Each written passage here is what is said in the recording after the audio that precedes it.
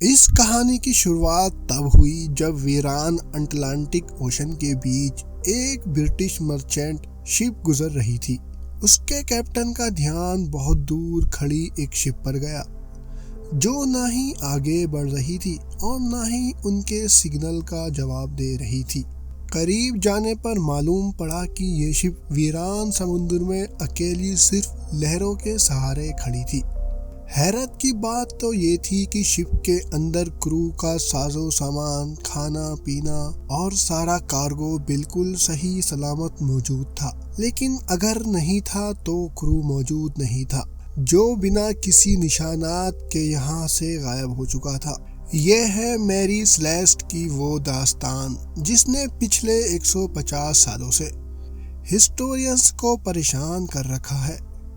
वो राज जिसे समंदर के अलावा कोई नहीं जानता। स्वागत है आपका एक बार फिर से मेरी वीडियो में।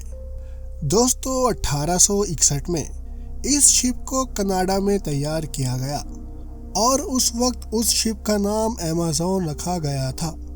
अपने शुरुआत के कई सफरों में ये छोटे मोटे हादसों का शिकार हुई थी। यही वजह है कि ये शिप हादसात के बारे में काफ़ी मशहूर थी, लेकिन अभी तक इसने कोई बड़ा हादसा फेस नहीं किया था। अपनी ऑनरशिप बदलते बदलते जब ये कैप्टन बेंजामिन ब्रिग्स के पास आई तो इसका नाम मैरी सेलेस्ट रखा गया था। न्यूयॉर्क में 7 नवंबर 1872 का एक हसीन खुशगवार दिन था। मैरी सेलेस्ट नामी ये शिप सामान भरने के लिए साहिल पर खड़ी थी और इस पर सामान लोड किया जा रहा था। मैरी सेलेस्ट में इथेनॉल के 1700 बैरल लोड किए गए, जो कि पीने वाला नहीं बल्कि इंडस्ट्रियल यूज का अल्कोहल होता है। इसको ये सारे बैरल न्यूयॉर्क से इटली के शहर जेनोवा तक बजरिया अटलांटिक ओशन लेकर जाने थे। इस शिप में टोटल 10 लोग सवार थे, जिसमें शिप के कैप्टन बेंजामिन स्पूनर ब्रिग्स, उनकी बीवी और उनकी 2 साला बच्ची समेत 7 क्रू मेंबर्स भी मौजूद थे। सफर शुरू करने से पहले शिप में किसी किस्म का कोई मसला नहीं था और वह आसानी से बिना किसी रुकावट के सफर पर रवाना हो गई। यह सफर करीब 7500 किलोमीटर लंबा था और नॉर्मली उस दौरान में इतना बड़ा सफर करने में कई दिन नहीं बल्कि कई हफ्ते लग जाते थे। याद रहे कि तब जीपीएस या एडवांस कम्युनिकेशन नहीं थी जिससे किसी कैप्टन के साथ बातचीत की जा सके। मैरी सेलेस्ट को न्यूयॉर्क से निकले 3 हफ्ते गुजर चुके थे और मामूल के मुताबिक कई हफ्तों के बाद अब उनकी जेनोवा के पोर्ट पर आमद का इंतजार बढ़ता जा रहा था। लेकिन इतने वक्त के बाद भी मैरी सेलेस्ट का कोई अता पता नहीं था। यहाँ तक कि मैरी सेलेस्ट के बाद न्यूयॉर्क से निकली दूसरी शिप्स अब जेनेवा तक पहुँचना शुरू हो गईं।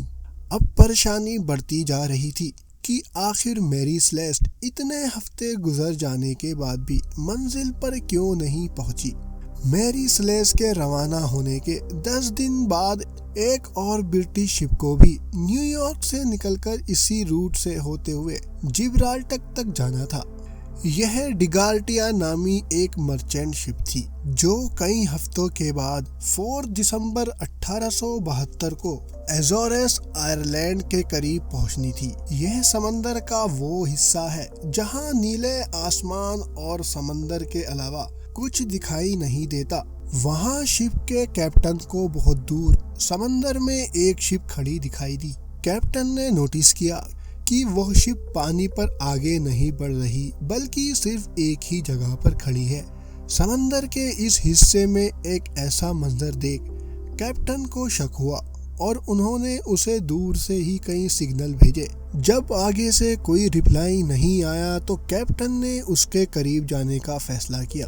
करीब पहुंचने पर मालूम पड़ा कि ये कोई और नहीं बल्कि कैप्टन के ही दोस्त मैरी सेलेस्ट नामी शिप थी, जिसको न्यूयॉर्क से निकले अब पूरा 1 महीना गुजर चुका था। मैरी सेलेस्ट जिब्राल्टर से 1800 किलोमीटर दूर अटलांटिक ओशन में तन्हा खड़ी हुई दिखाई दी। उसमें किसी किस्म की कोई हरकत नहीं थी। डिग्रेटिया के कैप्टन ने अपने क्रू मेंबर्स को मेरी सेलेस्ट में भेजा, जहां वो ये सब देखकर हैरान हो गए कि शिप पर कोई भी मौजूद नहीं है। 1 महीने पहले जो न्यूयॉर्क से 10 लोगों के साथ निकली थी, वो सारे लोग आखिर समंदर के बीच कहाँ गायब हो गए? यही सवाल अब डिग्रेटिया के कैप्टन को भी खाए जा रहा था। पहले तो उनको लगा कि शायद शिप पर कोई हादसा हुआ है, लेकिन जब उन्हें मैरी सेलेस्ट का जायजा लिया तो पूरी शिप बिल्कुल सही सलामत मौजूद थी। कैप्टन और उनकी फैमिली का सारा सामान और क्रू मेंबर्स के कपड़े तक भी बिल्कुल अनटच हालत में मौजूद थे। ना सिर्फ इतना, बल्कि जो गुड्स लेकर वो जनेवा तक जा रहे थे वो भी बिल्कुल सही सलामत पड़े थे। यहाँ तक के शिप पर क्रू के लिए खाने का जो स्टॉक पड़ा था वो भी अभी तक वैसे ही मौजूद था। थोड़ा और जांच पड़ताल करने के बाद कैप्टन के रूम में एक लॉगबुक मिली। यह लॉगबुक पहले शिप कैप्टन अपने पास रखते थे, जिसमें शिप की मेंटेनेंस और इश्यूज के बारे में लिखा जाता था। उस लॉगबुक में मैरी सेलेस्ट के कैप्टन ने आखिरी एंट्री 25 नवंबर की सुबह 8 बजे की थी, यानी जिस दिन ये शिप इस हालत में पाई गई थी उससे भी 10 दिन पहले। इसका मतलब था कि करीब 10 दिनों से ये शिप वीरान अटलांटिक ओशन में खड़ी थी। डिग्रेडिया के कैप्टन ये सारा माजरा देख तो रहे थे, लेकिन उनको कुछ समझ नहीं आ रहा था। इतने में उनकी नज़र लाइफ बोर्ड वाले सेक्शन पर पड़ी, तो वहां उनको लाइफ बोर्ड नजर आई। इसका सिर्फ एक ही मतलब हो सकता था कि जरूर शिप पर कुछ अनहोनी हुई हो और सब लोग अपनी जान बचाकर लाइफ बोर्ड में कहीं भागे हैं। कैप्टन के केबिन में नेविगेशन के इंस्ट्रूमेंट भी मिसिंग थे और उनके बेड के नीचे एक तलवार अपने कवर में बंद पड़ी हुई थी, जो इस बात की निशानी है कि शिप पर किसी किस्म का हमला तो नहीं हुआ, वरना तलवार अपने कवर से बाहर होती या फिर वो मौजूद ही नहीं होती। लॉगबुक के अलावा दूसरे तमाम डॉक्यूमेंट भी वहीं मौजूद थे। एक और चीज नोटिस की गई कि शिप का केबिन हर जगह से गीला था और कई जगहों पर 1.5 से 2 फीट पानी खड़ा हुआ था, लेकिन ये इतना नहीं था जो इस साइज की शिप को नुकसान पहुंचा सके। यहाँ आपको बताते चले कि इंटरनेशनल सैल्वेज लॉ के मुताबिक अगर कोई भी किसी शिप को रेस्क्यू करेगा तो उसको शिप की वैल्यू के हिसाब से रिवॉर्ड दिया जाएगा। इसी लॉ का फायदा उठाते हुए डिग्रेडिया के कैप्टन मैरी सेलेस्ट को लेकर जिब्राल्टर तक ले गए, जहां अथॉरिटीज ने शिप को तब तक अपने पास रखा जब तक कोर्ट की हियरिंग कंप्लीट नहीं हुई। कोर्ट ने अपने तौर पर इन्वेस्टिगेशन की, लेकिन कई हियरिंग के बाद भी कोई सुराग ना मिल सका। कोर्ट हियरिंग भी जब इस मामले को सुलझा ना सकी तो लोगों ने तरह तरह की बातें बनाना शुरू कर दी। कुछ ने कहा कि आसमानी मखलूक मैरी सेलेस्ट के क्रू को ले उड़ी, तो कई ने कहा कि समंदर की किसी बला ने शायद इन पर हमला कर दिया होगा। इन सब मनगढ़ंत बातों में एक बात सच्ची थी कि मैरी सेलेस्ट जब से बनी थी उसके साथ तब से हादसात होते आ रहे हैं। एक बार ये दूसरी शिप से टकरा गई, लेकिन मामूली टक्कर के बावजूद भी वो शिप डूब गई। फिर मैरी सेलेस्ट को जब रिपेयर के लिए पोर्ट पर लाया गया तो रिपेयर से पहले ही पोर्ट पर खुद ब खुद आग लग गई, और एक दफा तो सफर पर रवानगी से पहले ही इसके कैप्टन की अचानक तबीयत खराब हुई और वह चल बसा। बस इन सब बातों की वजह से ही अब ऐसा माना जाने लगा कि शायद मैरी सेलेस्ट पर जिनों या आत्माओं का राज है, जिसकी वजह से ये लेटेस्ट हादसा हुआ है। और तब से लेकर मैरी सेलेस्ट घोस्ट शिप का टाइटल भी दिया जाने लगा। पर असल में उस दिन हुआ क्या था, इसके बारे में कुछ थ्योरी है जिन पर एक एक करके नजर डालते हैं। सबसे पहले थ्योरी गद्दारी के बारे में आई। कई लोगों का मानना है कि डिग्रेटिया के कैप्टन ने ही मैरी सेलेस्ट के सारे क्रू मेंबर्स को मारकर सैल्वेज लॉ का रिकॉर्ड पाने के लिए यह सारा ड्रामा रचा है। पर सोचने की बात यह है, अगर ऐसा होता तो शिप पर कहीं तो खून खराबे का निशान मौजूद होते।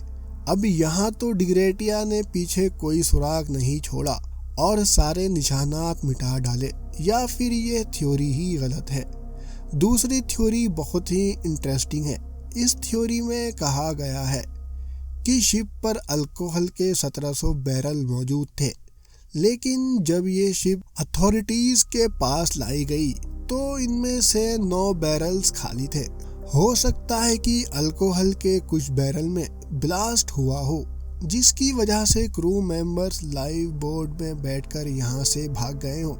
मगर जहाँ ये बैरल मौजूद थे वहाँ पर ब्लास्ट का या आग लगने का कोई निशानात मौजूद नहीं था। तीसरी थ्योरी में यह बात सामने आई कि हो सकता है कि शिप समुद्री तूफान के लपेटे में आ गई हो और इसमें पानी भरना शुरू हो गया हो। यही चीज देखते हुए कैप्टन ने शिप को इवैक्यूएट करने का फैसला किया और फिर वे सारी छोटी लाइफ बोट में बैठकर भाग गए हों। इतनी छोटी लाइफ बोट समुद्री लहरों का मुकाबला ना कर पाई और सबकी जान ले गईं। यह थ्योरी काफी हद तक दुरुस्त मालूम होती थी, मगर ये भी बस सिर्फ एक थ्योरी ही थी। थ्योरी तो बहुत है, मगर एक थ्योरी भी सबूत के साथ प्रूव नहीं हो सकी। 150 साल से ज्यादा का अरसा गुजर जाने के बावजूद भी इस मिस्ट्री को आज तक सुलझाया नहीं जा सका। मैरी सेलेस्ट के साथ क्या हुआ था, किन हालात में कैप्टन ने शिप को छोड़ा और फिर सब के सब कहाँ चले गए, यह राज भी शायद कैप्टन बेंजामिन ब्रिग्स के साथ ही चला गया। उम्मीद है कि आपको ये वीडियो ज़रूर पसंद आई होगी। वीडियो अच्छी लगी हो तो हमारे चैनल को सब्सक्राइब करके अपना प्यार ज़रूर दें।